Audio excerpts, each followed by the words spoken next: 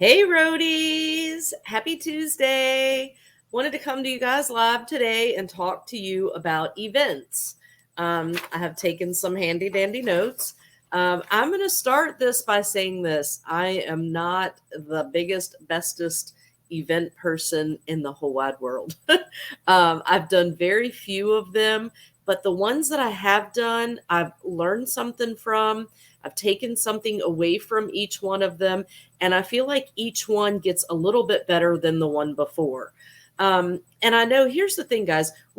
I know it's cold right now. It is 33 degrees here right now, which is probably warmer than a lot of you. But the one thing about events is that I think most people have events all summer long, like markets and stuff like that.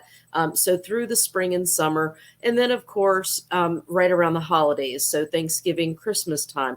That's when they seem to like pop back up. So I want to really get us a head start on talking about events that you can do over the spring summer time frame. I don't know about you guys. Where I live, it's a vacation spot. There's no other way to put it. So we literally have 30,000 new people every single week that come to the Outer Banks. In that, it's much more difficult, I think, to get a local following. But I will say one of the things about our community is that they are always having craft shows. They have a market almost every weekend. Now, last year and the year before, I think it started the year before, they've started doing like a midweek one. And I'm like, okay, I probably need to consider doing more of these. Another thing is contacting business owners that are like minded, not necessarily that have a lot of Scentsy products, but if you have any local businesses that would allow you to come in, maybe pay a small fee and set up a table at their place, you know, every Friday or every other Friday or anything like that. These are all things that you can consider that may be very beneficial. So, one of the biggest reasons to do events is it's a way of meeting people. It's a way of getting new contacts, new customers, new teammates, all of the above. So, I'm going to go ahead and start kind of going down my list. The first thing that everybody wants to know is, where do you find events? I will tell you that any of your social media places, your outlets, are going to be really great places to start. I know Facebook has a marketplace. They probably have, if you click on your local community and type, local, wherever you live. Um, for me, the Outer Banks, I could type in Outer Banks events, either in a Google search, on Facebook, on Instagram, wherever. These are things that you can search for, find the ones that are close to your area. Now, the biggest thing is, once you find one and once you get in on one, start networking with the other people. There are some people that that's all they do is events. They don't do Facebook parties, they don't do stop and shops, they don't do in-home parties. They just do events, and that's enough.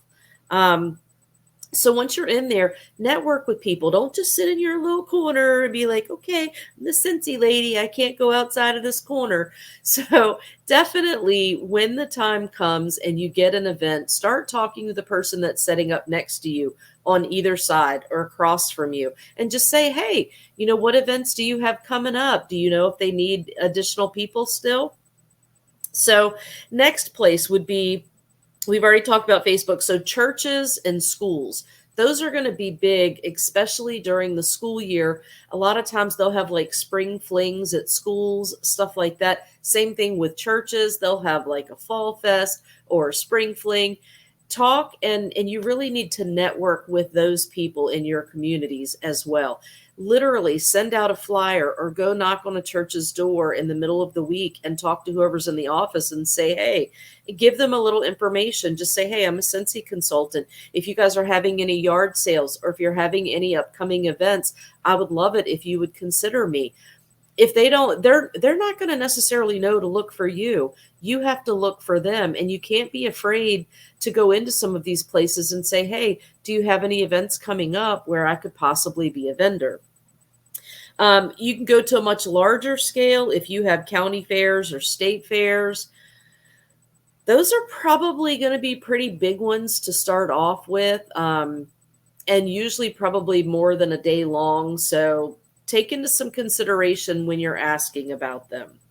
Also, talk to other consultants. I will tell you that one of the last events that I did, which was in November, yeah, it was in November, was because another consultant had been approached and she just simply wasn't able to do it. There was a conflict of interest and she had something else that she had to do that day. She's like, I can't do it, but I know someone who may be able to. So also network with other consultants that are in your area or even that and just say, hey, if anything comes up, let me know. If you can't do it, I would love to. And vice versa. If there's something coming up that you can't do, reach out to that consultant as well.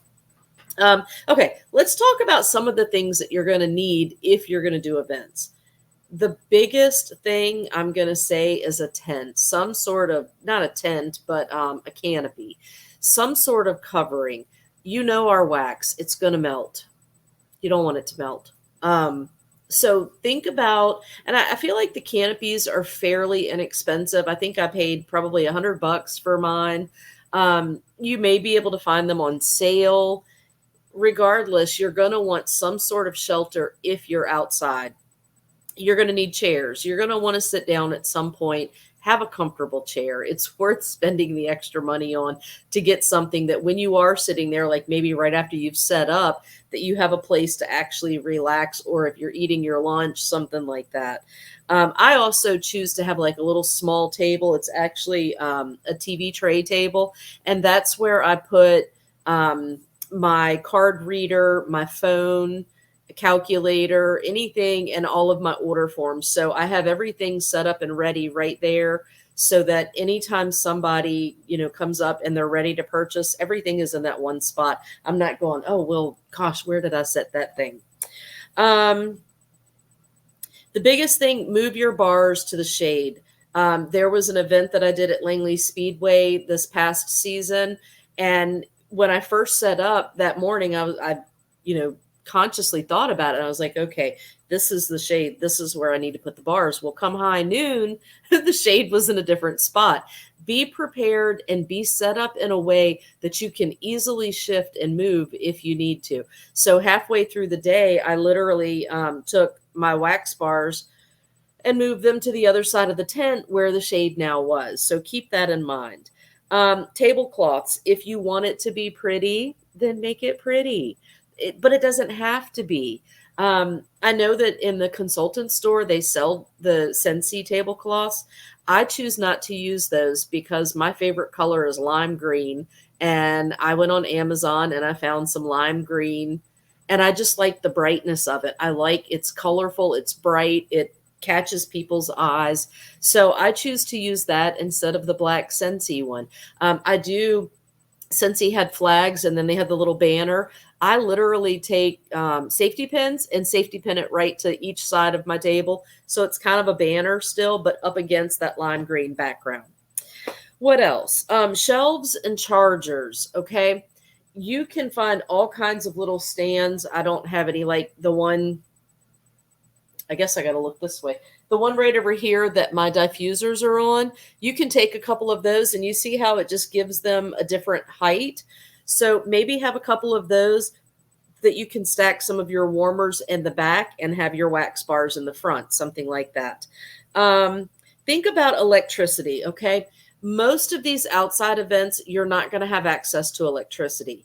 One of the things that, and it dawned on me one day when I was at an event and I was trying to explain to the person, like take, for example, this shade, okay? This shade is not going to be that pretty if it's not lit up, okay? And I was like, man, if you could just see this thing lit up. So here's what I did. Let me grab this actually.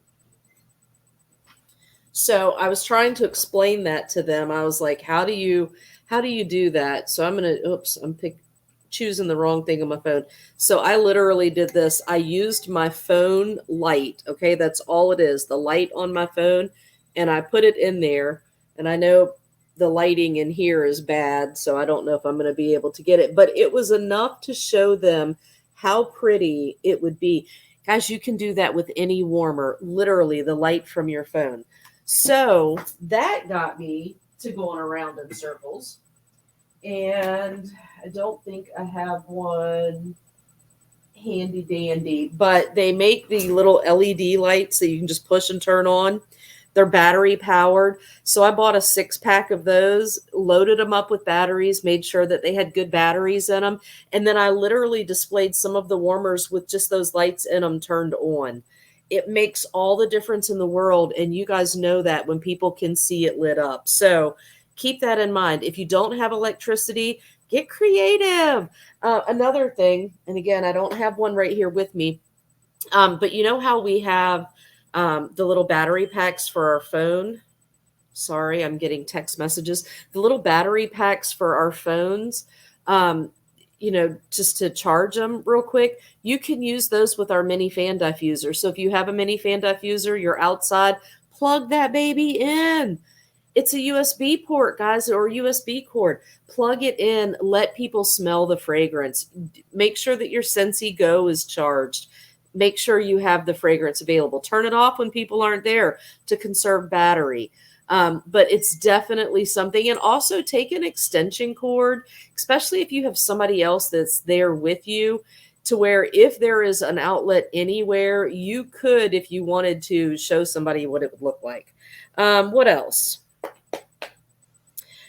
Change. Make sure that you have change, not only dollars, but cents. It's so important. And here's another, like a pro tip. I always start with $100 in cash. Okay. I start with $100, and that's going to be mix of, I usually have 120 and then tens, fives, ones, and actual change, because you want to be prepared. You want to be able to make change if you need to. And I like to start with $100 cash so that at the end of the day, I'm sorry, guys, at the end of the day, you can very easily determine exactly how much you've made that day. You just back that $100 right back out. What else? Bags. So I found our Staples local store here had a bag of 100 bags. Always get the ones with some kind of handle. Nobody wants to walk around with a brown paper bag all curled up in their hand, okay? The handle makes it so much better. I got the medium size, I guess, but the medium size is not big enough for a warmer. So what I do, I got those. I labeled all of them. Guys, buy a pack of the round labels or oval labels or whatever labels you want. Create something that's cute. Just literally right on the front of it. That's all I do. And I take a business card and I slip it in each bag so that, and sometimes, what's it called? The tissue paper.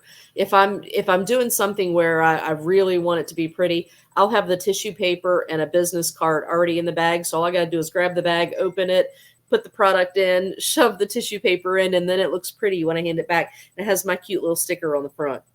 I go to either the dollar store or the consultant store, especially if they're on sale in the consultant store, and I buy some of the larger bags for people that buy a warmer.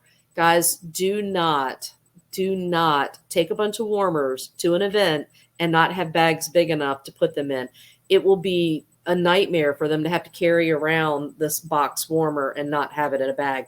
It's worth the $1.25 you're going to pay at the dollar store to get a bag big enough to carry it. And they appreciate it. And they're cute. What else? Okay, I talked about all of that. On to the next one. Samples and business cards and thank yous in general. I always try to have some sort of samples, whether it's laundry, whether it's just wax samples. And I do that because I just think it's important. If somebody's buying from me, I want to send them home with something.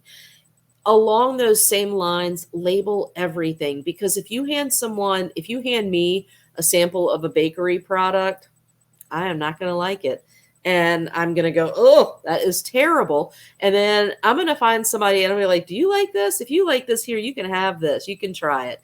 But if you have it labeled and you have your information on there, easy breezy, lemon peasy. Whoever they pass it off to now can contact you to get that sent.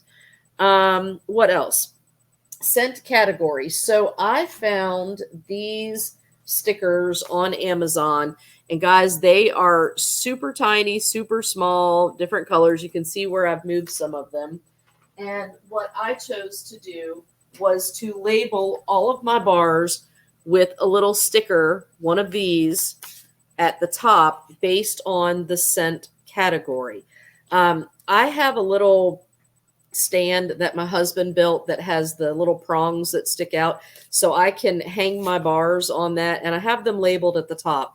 But you know as well as I do, when people come to your table and they flip through all of this stuff, it's going to just be all over the place. This is an easy way when the crowd calms down and it slows down. If I have these colored labels or stickers on there, I can very easily identify which one is fresh, which one is spicy, which one is fruity, if I don't already know it by heart anyway, and I can move them back to where they go. Another great point in doing this is that if somebody comes up to you and you've got multiple people there and someone says, "Oh my gosh, I really love this," I can look at them very quickly and say, "Take note of the color. If you love that one, look for all the ones with that color, because chances are you're going to love those more." Or if someone comes up and says, "Well, do you have any, cinnamon scents?" I can be like, "Look for the ones that have the dark red sticker. Those are going to be your spice scents." So that's always a great thing to do. And I'm going to go ahead and tell you, it makes it so much easier when you get home and you're putting stuff away to be able to just put it away quickly and easily. Next, pay attention to what's going on around you and the people that are there. Don't be on your phone, sitting over in the corner, head down, da da da da da da, because it's a turnoff. If I'm calling someone. Sorry, Maggie. I'm gonna have to call her back because she's wanting to come over here and smell some goods. And now she's gonna call me back, and that's gonna be terrible. Sorry. Hey, Maggie. You're fine. Can I call you right back? I didn't mean to hit call, and I'm on. Okay, thank you. Bye. Okay, sorry about that. She was the one that called, and I just like hit decline, and then I accidentally called her back, showing y'all that. So don't be on your phone, okay? Be paying attention. Be ready to talk to people and socialize, okay? That to me is so big. If I go to an event, a craft fair, and anything, and I see somebody back in the corner just on their phone and they don't even look up and acknowledge me, I'm not going to walk up to their table. I'm just not going to. What else? Another good way that can be a great conversation starter is to have treats for kids and or treats for animals. If you're doing an outside event, have a little clear container with like little dog biscuits in it and say pet treats, free pet treats, or a little candy jar, candy for the kids, whatever. Anything like that is a free conversation starter for you. You see somebody walking with a dog and they're not paying attention to you over here. You could be like, "Hey, can your dog have a treat?" It just gives you a reason to start talking. And once you start talking, they're naturally going to say, "Well, what do you have here?"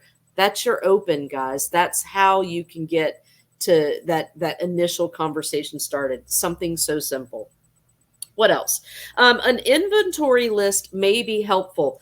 Just like this bar, if somebody walks right up and says, "Hey, do you have any Arctic Kiss or Meet Me at the Mistletoe?" I have a Yumi Who. That's who I choose to use.